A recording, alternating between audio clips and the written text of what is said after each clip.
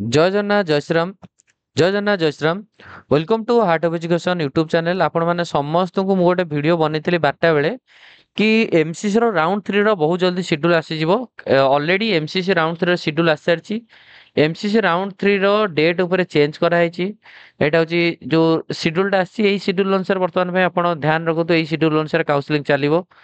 MCC round 3 सहित हमर OJEE रो भी आउ थरे शेड्यूल आसीबो ओजेई रो राउंड 3 पई रिवाइज शेड्यूल आसीबो तो चलतु आम डिटेल्स कौन रहा एमसीसी राउंड 3 रो न्यू शेड्यूल से रिगार्डिंग कथा बा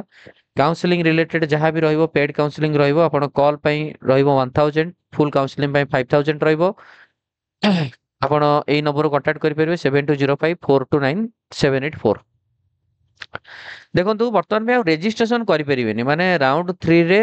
आ फ्रेश रजिस्ट्रेशन जदि आपण करि नाहंती आ करि परिबेनी काहे ना आज हेलानी 13 अक्टोबर रजिस्ट्रेशन डेट किसी चेंज ହେଇନି ସେଇ 9 ଅକ୍ଟୋବର ପର୍ଯ୍ୟନ୍ତ ଅଛି ଏଥିରେ ଆପଣ ଆଉ ରେଜିଷ୍ଟ୍ରେସନ କରିପାରିବେ ନାହିଁ ବଟ୍ କଥା ହଉଛି ଆପଣ ଯଦି ଏବେ ଚାହିଁବେ ଚଏସ୍ ଫିଲିଂ କରିପାରିବେ ଚଏସ୍ ଫିଲିଂ ଚଏସ୍ ଲକିଂ ବର୍ତ୍ତମାନ ପାଇଁ ଆଭେଲେବୁଲ ରହିଛି ଆପଣ 16 ଅକ୍ଟୋବର ପର୍ଯ୍ୟନ୍ତ ଆପଣଙ୍କ 16 ଅକ୍ଟୋବର ରାତି 11:55 PM ପର୍ଯ୍ୟନ୍ତ ଆପଣ ନିଜର ଚଏସ୍ ଟାକୁ ଫିଲ୍ କରିପାରିବେ ଚଏସ୍ ଲକିଂ ଷ୍ଟାର୍ଟ ହେବ ସେଇ 16 ଅକ୍ଟୋବର 4ଟା PM ରେ ହେଲା चॉइस लॉकिंग केबेट्रो स्टार्ट हबो ना 16 अक्टोबर 4टा PM 16 अक्टोबर 4टा PM रे आपनकर चॉइस लॉकिंग स्टार्ट हबो हैला 16 अक्टोबर डेट टाक मन रखो तो choice filling last date choice locking भी से 16 अक्टोबर 4टा PM रे स्टार्ट हबो सीट अलॉटमेंट 17 तारिख 18 तारिख 2 दिन निया जीवो रिजल्ट आसीबो 18 अक्टोबर हैला 18 अक्टोबर रे रिजल्ट आसीबो एई डेट टा इंपोर्टेंट डेट मन रखतो अक्टोबर 18 रिजल्ट आसीबो रिपोर्टिंग हम 19 रु 27 19 अक्टोबर रु 27 अक्टोबर 19 अक्टोबर रु 27 अक्टोबर जॉइनिंग डेट रहिबो बुझिबाले ये होची रहिला आपनकर राउंड 3 एमसीसी रो शेड्यूल सेही अनुसार आपण देखि परिबे सब स्टेट काउंसलिंग पे भी शेड्यूल बाहरी है स्टेट काउंसलिंग माने को राउंड राउंड भीतर करिवे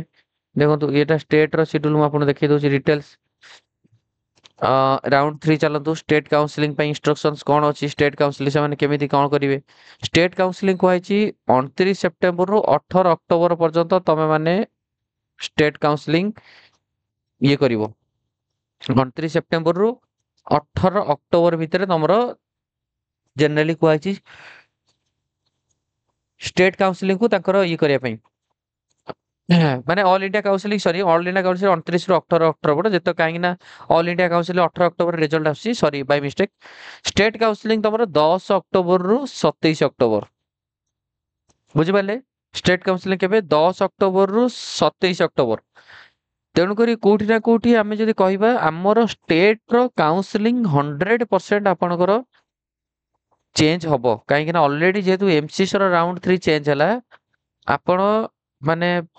100% सियोर है कि थातु स्टेट रो काउंसलिंग राउंड 3 भी पुणी एगेन ढिला हबो काहे कि ना स्टेट काउंसिलर रो इंस्ट्रक्शन थिला 14 तारिख रु 16 तारिख रे आपनकर चॉइस फिलिंग हबो 13 तारिख रे आजी आसियार तरा प्रोविजनल स्टेट मेरिट लिस्ट जेतु आजी प्रोविजनल स्टेट मेरिट लिस्ट आसीनी ए पर्यंत आसी मु वीडियो करूची वर्तमान पे 13 अक्टोबर संध्या 6टा आसीनी तो 14 रु 16 भीतर आसीबनी आ एपटे होची थर्ड राउंड रा अलॉटमेंट 17 तारिख रे दिया आइतला तो मे बी हेई पारे आ भीतर हेई पारे बट मते के लागुची स्टेट रो राउंड 3 अगेन पुनी चेंज हबो कारण स्टेट रो जॉइनिंग डेट अछि 23 रु 27 स्टेट रो जॉइनिंग डेट हमर जो ओजेई रो 23 रु 27 सेही आपण ऑल इंडिया रे देखिबे 19 रु 27 जॉइनिंग डेट तो कोठी ना कोठी एटा चेंज हेई जाई पारे फिर भी हमें वेट करिया ओजेई रो ऑफिशियल इंफॉर्मेशन वेट करिया